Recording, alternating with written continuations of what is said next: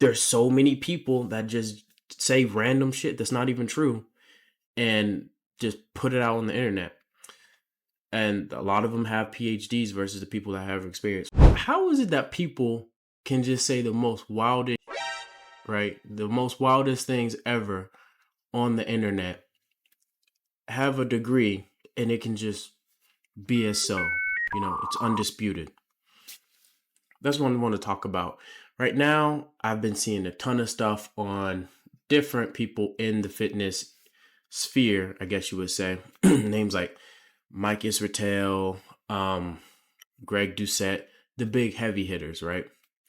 And a lot of their stuff goes under dispute as to whether it's factual, and it brings up this common debate of who knows best, right? The people that have learned from experience, or the people who have the actual degree for these things. And for Mike, at least, he's a hybrid of both, right? Greg is hard to say. A lot of people say that he doesn't even have his degrees in order to call himself doctor, and he just does it as a parody or whatever. So it's hard to put this picture in perspective, right? To see which one is right, because there are so many people on the internet, right? You'll get someone with a PhD, maybe not even in the same type of field of what they're talking about or whatever.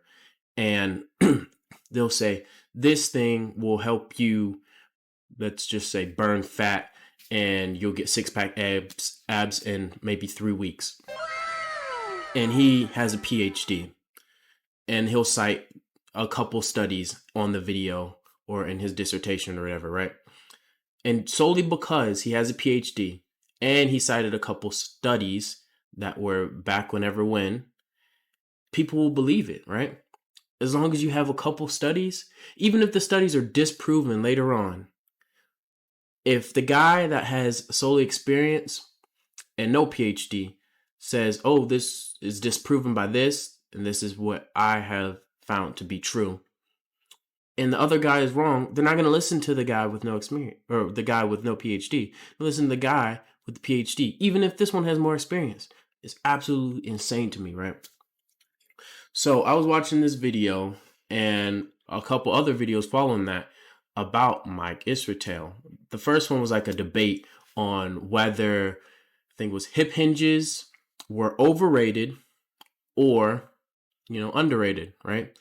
Mike was saying that the hip hinges were overrated to him. You could do other exercises that does incorporate that same body part, and as well it would be doing some compound exercises, which would be helping other parts of your legs and other parts of your body.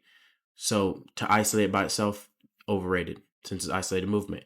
Other guy, Beast Mode Jones, he was saying that, okay, well, I think this is better because all of the energy is focused into this one area. And at first, I'm listening to Mike. I'm like, all right, let me see if this guy knows what he's talking about. I'm always skeptical about people with PhDs and degrees in those certain areas, because there's so many people that just say random shit that's not even true and just put it out on the internet. And a lot of them have PhDs versus the people that have experience, from what I've seen, what I've learned throughout my time going through my experience, right? So I'm listening to this dude. He makes very valid points.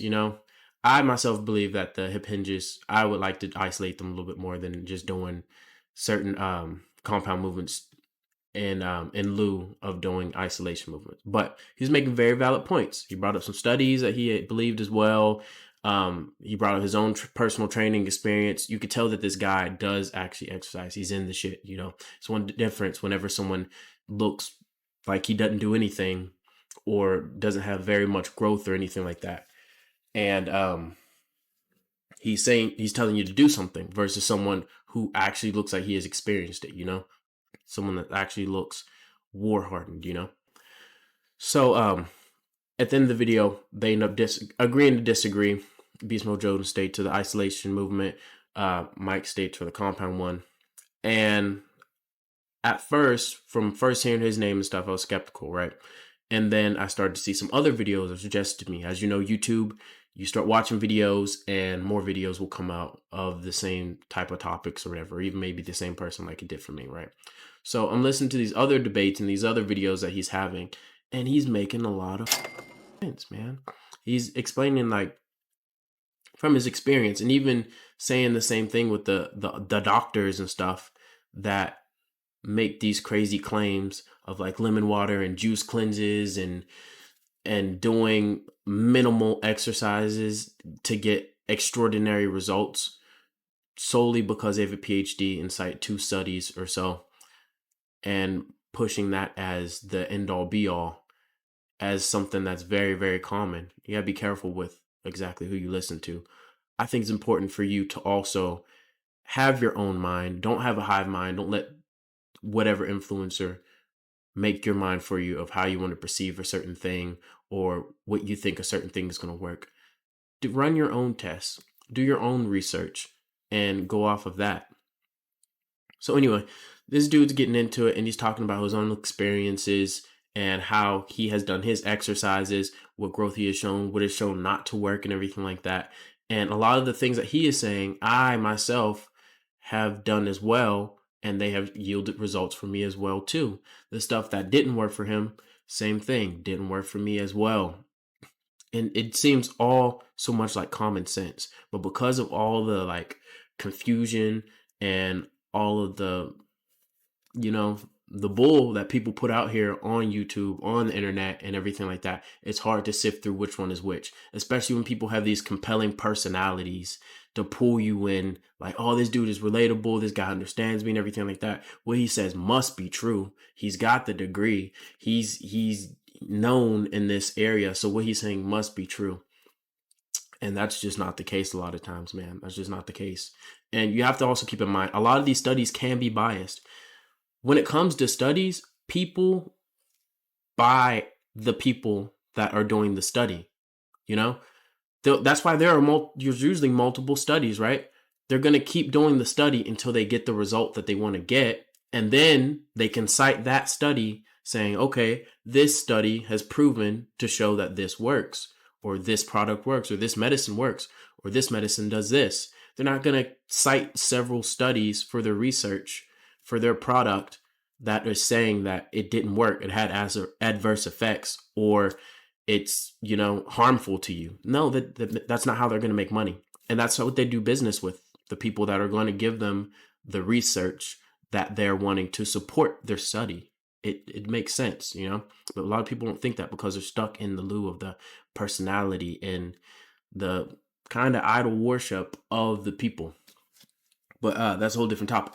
So as I'm getting further into this, I started off with the internet trying to teach me, like, you know what, don't listen to this dude, it's another just talker or whatever, to form my own opinion of, you know what, this dude is spitting some facts. You know, while he might not be right about every single thing, in my opinion, we might not agree on every single thing, a good majority of the stuff that he is saying is in fact true from my experience. I feel like firsthand experience is so important and so powerful that we need to put more value on that kind of stuff, man.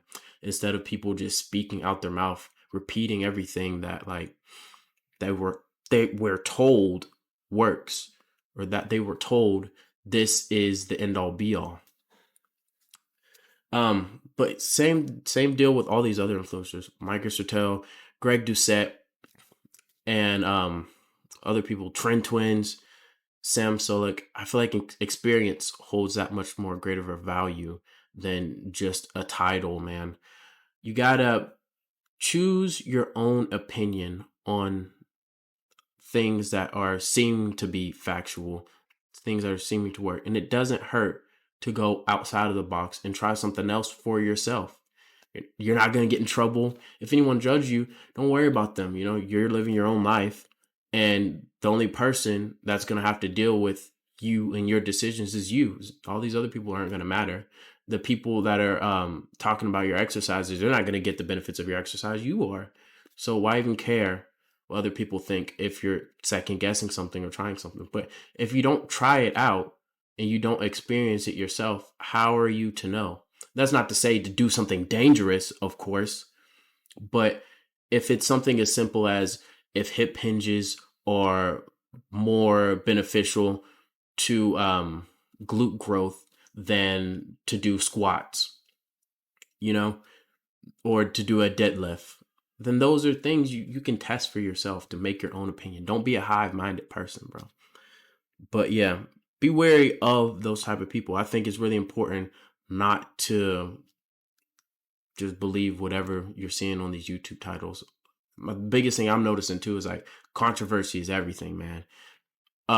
People want to hear bad stuff. People want to hear controversy. People want to hear what's the dish on what type of girls Mike likes, or oh shit, is Mike gay? You know, Mike is homosexual. So how does that affect him and his training, his following and stuff like that? Like that doesn't even matter in this like health and wellness and in this sphere of bettering yourself, you know, regardless. I'm not saying he is, right? And I'm just using this example. Regardless if Mike was a homosexual, right?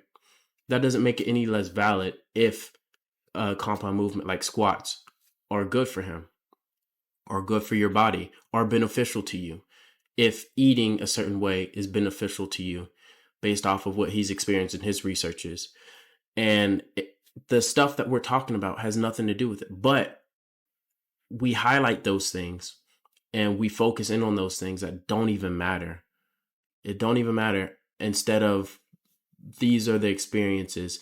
This exercise is good for me. This is showing results. But we're so hyped up about like the controversy and drama of it, we don't even look into it, you know? There are people who give people who have experienced a bad reputation, especially these people that go into a grocery store. They'll look at the back of a package and start reading stuff they can't pronounce and saying, okay, because this is this and because I can't pronounce it, is dangerous. Or saying, oh, this is chemically processed. Everything's chemically processed, bro. Everything's made in a factory that's in a grocery store. Unless you're going to a farmer's market or something like that. Come on, be serious. And it scares people because they don't think, they just, it's shock value, man.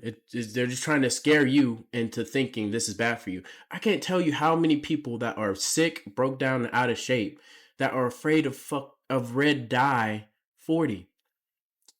I can't tell you how many people have died that I know that have died from red dye 40. None. I've never heard of anybody die from red dye 40. You know, I don't know anybody that has died from red dye 40. Yeah, everyone's afraid of it, man. Everyone's afraid to eat a bag of Cheetos. Yeah, if you eat Cheetos every single day, guess what? You're going to get the results of eating Cheetos every single day. But that's not to mean that this food is going to kill you, you know? It's not to mean that it's healthy to eat it every day either. You've got to, there's an extreme on both of these parts, man. But that's why you have to come to your own conclusion, you know? I think there needs to be some type of better regulation of who can say what. And the degrees should be like, I don't know how they would even put that into place, but like there has to be some type of better way. Because if my parents would go on the internet right now, search up how to eat healthier, and some lady comes on there telling them put cinnamon and avocado with hot lemon water to cleanse your kidneys for the rest of your life, that's disheartening. Like, why would you even want to get into this healthy habits or bettering yourself when everything you hear is ultimately 90% bullshit? It's unfortunate for the people around it. So listen carefully to what these individuals have to say. If it sounds too good to be true, it's too good to be true, man. Know that it takes years to form good habits and even come to conclusions as well, and come to the conclusions yourself too.